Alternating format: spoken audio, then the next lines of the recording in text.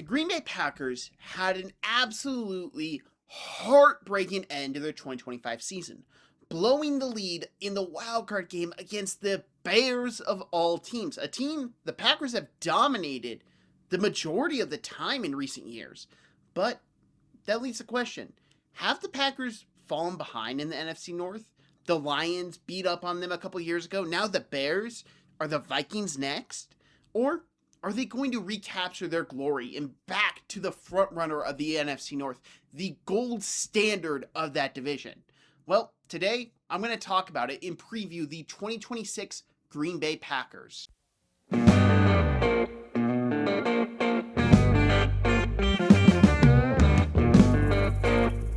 The Packers didn't really do much in free agency, which is traditional for the Packers as they're not the big spenders usually, and they made their major trade before the season acquiring Micah Parsons, so it's not like they had the draft ammo to go and make that big-time splash move. But they brought in Javon Hargraves, who looked his age last year, but is still a fine player. Benjamin St-Juste, who's a solid player, and Tyrod Taylor as the backup quarterback replacing Malik Willis, which is very key because Jordan Love has missed time in his NFL career, and that's not something you really want to risk. But they had some big losses. Romeo Doubs, who has been a stabilizing unit in the receiving corps, is a Patriot. Malik Willis, who has been the backup to come in and excel when Jordan Love has been hurt, is a Dolphin. Quay Walker, I don't know if that's the worst thing to lose, but still, he was a starter, needs to be mentioned, and cutting Elgton Jenkins, and that, I completely understand, move had to be made. The Packers took some losses. Are they necessarily a better team without some of those players? Without Romeo Doubs, you're looking at starters, I think Doubs is the by far biggest loss just because he is such a stabilizer in the receiving corps. He has had his injury history 100%, but losing him doesn't make you a better team. Elgton Jenkins, it was time to move off him. You got rid of the contract. You cleared up cap space. That's just good business. Quay Walker, I'm not the biggest Quay Walker fan. I think he might be fine with the Raiders, but overall, with what he got paid, it was a good move for the Packers to move off him. And Malik Willis, there's no reasonable way you can argue keeping Malik Willis with Jordan Love's contract. If you were to retain Malik Willis, you'd have to move Jordan Love. And at that point, you're getting worse at the quarterback position. As much as I love Malik Willis, Jordan Love is just eons better. So overall, it's hard to really be a harsh grader on the Packers offseason. They did what needed to be done, and they knew they were going to lose guys. On the bright side, you're going to get some compensatory picks for next year's draft, and that's going to help you really reestablish some more depth in this class. And maybe you can find another Romeo Doubs like you did in the mid-rounds when you drafted him. You just need to draft good, and the Packers do have a history of drafting good.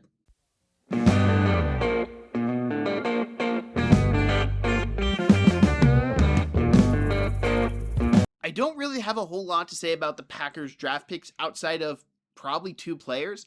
And let's just get into the guys I don't have a lot to say. Chris McClellan, solid player, defensive tackle, will be a stabilizing unit. Won't expect him to be a major impact player, but fine, solid player. Danny Dennis Sutton, a Penn State edge. You may hit the jackpot there. I doubt it based off a lot of his film. I think he's raw, really needs to work a lot of his game, get the kinks out of it. But yeah, you're trying to hit the jackpot. Yeager Burton, I was lower on him than a lot of people. I thought he was a overall fine player that could slot in as a good backup in the NFL, but I don't see him translating well as a starter, but it's a 5th round pick. That's a backup territory pick. Domani Jackson, I didn't care for as a player, to be completely honest. I didn't care for a lot of Alabama defensive players, but yeah, it's a guy you're taking a bet on, 6th round. Trey Smack. Here's one of the guys I actually have an opinion on because I'm a Florida Gator fan. I watch a lot of Trey Smack. He bailed out the Gators offense a bunch last year, and after the pathetic performance in the wildcard game by Brandon McManus, a new kicker was needed, and yeah, he should be an upgrade over McManus. And now, looking at their first pick, who is really the whole point I want to talk about, is Brandon Cisse. Now, Brandon Cisse to me is such a fascinating prospect because I had him graded out highly, but I also wrote down next to his name when I graded him out was, this may be my biggest miss this entire draft process because he's so developmental. His hand fighting needs to be worked on. His coverage ability needs to be worked on. His sense of awareness needs to be worked on. He has all the potential, though. He has the athletic traits you want in a cornerback and can translate those traits to the NFL. But so much is Cisse. So much is going to determine on coaching. If he does not get the highest tier of coaching, this pick will not work out, and Cisse will not be a Packer for long. If the coaching is excellent for the Packers, if they get the right DB coach to work with him, the right secondary coach, just the right connections, defensive coordinator, everything, he could be a top tier corner in the NFL. That's how freaking talented he is. But he's so raw that I could easily see it failing. But you bet on these types of tools. The Packers didn't have a first-round pick. Their first-round pick played for them last year in Micah Parsons, and that's a pretty good first-round pick if I do say so myself. But you need to take some of these bets sometimes. Who's the high upside guy we can take this swing on? And if he works out, we're not paying him a lot for 4 years, and he can be on the field for us, making an impact while we pay so much money to Micah Parsons, Jordan Love, and other players. It helps the cap situation a lot that I love the swing. It just is either going to be a home run or a strikeout.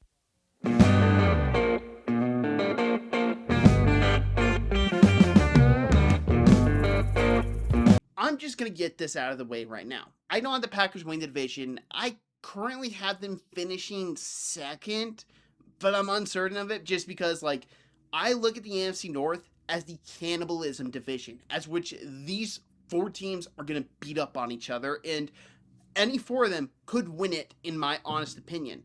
And I like them more than I like the current Bears or current Vikings. I look at their defense, I'm like, okay, I see the established guy that can go make me the play with Micah Parsons. The quarterback room, I'm a big Jordan Love fan. He has his occasional turnovers that make me want to rip my hair out of my skull.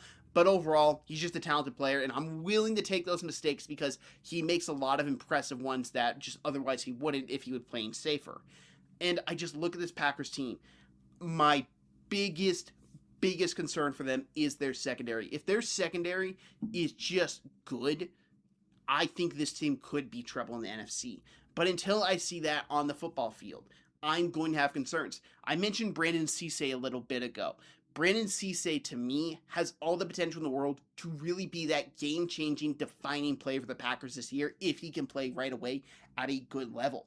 Because that instantly improves the Packers on last season. And you look at this team, they lost Elgton Jenkins. The Packers and offensive line, they just always seem to figure it out. I have full faith in them figuring out.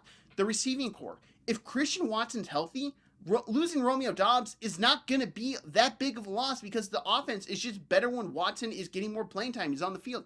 And you've got to expect Matthew Golden's going to get more playing time and going to excel more than he did last year. There are these things when you look at the Packers that a lot of the times they just need their young guys to step up because they have such a young, talented roster. And let's not forget, they're getting Tucker Kraft back. The Packers offense wasn't the same after Tucker Kraft got injured. He was such a linchpin for that offense of everything he could do. He was the biggest factor outside of Christian Watson because he could do so many things. He's a good blocker. He can go up the seam. He can go to the outside. He can just make plays. And he also helps in the run game. Like I said, he's a good blocker. Josh Jacobs is a very talented running back. And you just look at this Packers team, it's hard not seeing them contend for the playoffs. Do I have them making it right now? No. And that's strictly because the division they're in, I just see more losses than I look at. I'm just going to use, for example, the NFC South, because the Panthers, I actually do have taken the last wildcard spot, because 2 teams in that division, I don't think are going to do well after a certain point. Meanwhile, the NFC North, the Vikings, Bears, Packers, and Lions, they're all really good teams that they're going to lose to each other. They're going to incur losses they otherwise wouldn't, and it's just going to hurt them. If they make the playoffs, wouldn't shock me at all. If they win the division, wouldn't shock me at all. Because this Packers team is really good. It's really talented and has all the potential in the world to be a Super Bowl contender. I just need to see the secondary proof. If this secondary is good, you do not want to play this Green Bay Packers team because at the very least, they're the 3rd best team in the NFC. They might be the best, and that's including the Rams in it. And that is saying something when you look how loaded that Rams team is. But the Packers have that much talent on their roster. Thank you very much for watching this video. If you liked this video, hit that like button. If you're new to the channel, hit that subscribe button. If you share this, I greatly appreciate it. I'm doing 32 in 32 days. 32 NFL team previews in 32 consecutive days. We're close to the midway point of this, and I hope you've enjoyed this. And if you want to check out some others, there are 32 on this channel if you're watching it later, trying to get them all up before the NFL preseason. I know it's slightly going to interlap with the Hall of Fame game, but for week 1 of the NFL preseason, these will all be there. These will all be for you to listen to, and I hope you share this. I hope you like this, and I hope y'all have an amazing day.